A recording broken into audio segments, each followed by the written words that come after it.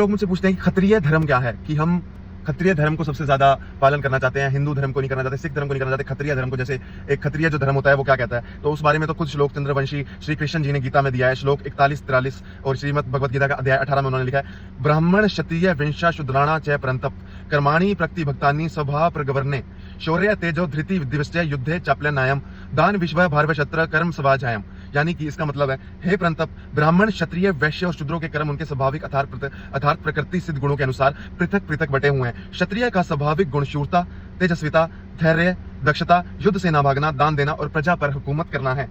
जैसे कि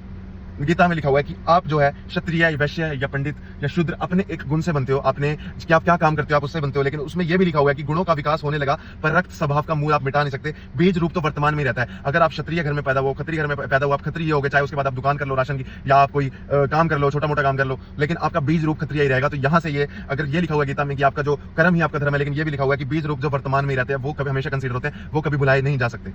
तभी आपने एक नोट किया होगा कि एक क्षत्रिय बंदा क्षत्रियों में शादी करना प्रेफर करता है बजाय किसी और कास्ट के। और आजकल जो इंटरकास्ट मैरिज हो गई है वो पहले इसलिए नहीं करी जाती थी क्योंकि क्षत्रिय अपना रक्त उचित रखना चाहते थे, अपना रक्त साफ रखना चाहते थे।